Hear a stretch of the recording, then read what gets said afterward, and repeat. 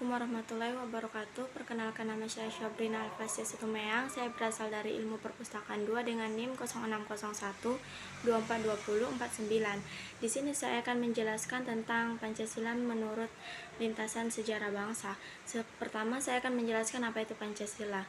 Pancasila menurut etimologi kata adalah berasal dari bahasa Sanskerta dari India, yaitu Pancal yang berarti 5 dan Sila yang berarti dasar. Jadi secara harfiah Pancasila diartikan sebagai 5 dasar.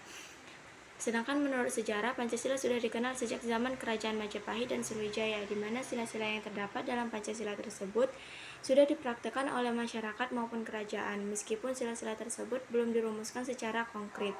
Menurut Kitab Sultan Soma karangan Empu Tantular, Pancasila berarti berbatu sandi yang 5 atau pelaksanaan kesusilaan yang 5. Yang pertama, saya akan menjelaskan Pancasila pada zaman kerajaan. Pada zaman Kerajaan Sriwijaya, merupakan salah satu kerajaan terbesar di Indonesia, di mana kerajaan ini memiliki armada laut yang sangat kuat serta letak yang strategis pada jalur perdagangan.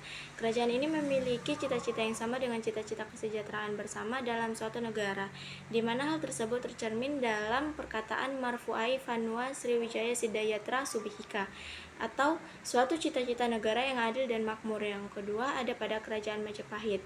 Kerajaan Majapahit merupakan kerajaan yang sudah sangat terkenal di penjuru Nusantara pada saat itu, di mana wilayah kekuasaannya sudah meliputi seluruh Nusantara, bahkan merambah hingga ke daerah luar Nusantara, di mana sebagai refleksi puncak budaya kerajaan tersebut dibangunlah Candi Borobudur dan Candi Prambanan.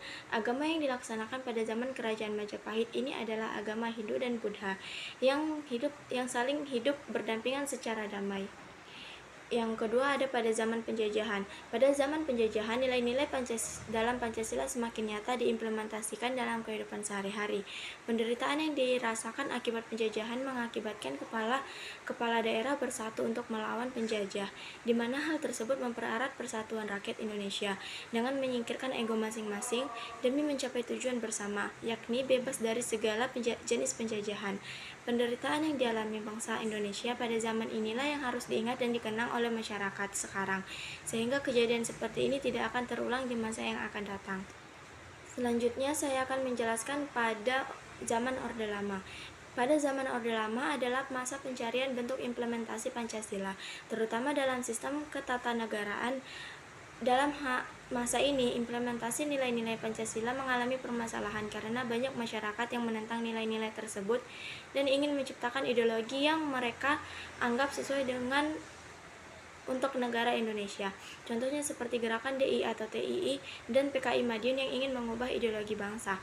Orde Lama sendiri dibagi ke dalam 3 periode. Yang pertama, periode 1945 sampai 1950. Pada masa ini, dasar yang digunakan oleh Pancasila dan Undang-Undang Dasar 1945 yang presidensial, namun dalam prakteknya sistem ini tidak dapat terwujudkan setelah penjajah dapat diusir. Hal itu dikarenakan banyaknya upaya untuk mengganti Pancasila sebagai dasar negara dengan ideologi lain oleh paham komunis PKI. Yang kedua, pada periode 1950 sampai 1959. Pada periode ini, penerapan Pancasila diarahkan sebagai ideologi liberal yang pada nyatanya tidak dapat menjamin stabilitas pemerintahan. Walaupun dasar negara tetap Pancasila, tetapi rumusan sila keempat tidak berjiwakan masyarakat musyawarah mufakat, melainkan suara terbanyak. Dan yang ketiga adalah periode 1956 sampai 1965. Periode ini dikenal sebagai demokrasi terpimpin, akan tetapi demokrasi justru tidak berada pada kekuasaan rakyat, sehingga yang memimpin adalah nilai-nilai Pancasila, tetapi kepemimpinannya berada pada kekuasaan pribadi Presiden Soekarno. Dan yang keempat, pada zaman Orde Baru. Pada zaman Orde Baru, pemerintahan berkehendak ingin melaksanakan Pancasila dan Undang-Undang Dasar 1945 secara murni dan konsekuen sebagai kritik terhadap Orde Lama yang menyimpang dari Pancasila melalui program P4, yaitu Pedoman Penghayatan dan Pengamalan Pancasila atau Eksprasetya Pancakarsa. Dengan begitu, Orde ini mempertahankan Pancasila sebagai dasar negara dan ideologi bangsa, sekaligus menumpaskan paham komunis di Indonesia. Namun walau usaha seperti ini telah diterapkan, sebenarnya Orde Baru sama saja seperti Orde Lama, yaitu Pancasila tetap pada posisinya sebagai alat pembenar rezim otoritarian baru bawah Soeharto. Dan yang terakhir, pada zaman reformasi, eksistensi Pancasila masih banyak dimaknai sebagai konsepsi politik yang substansinya belum mampu diwujudkan secara real.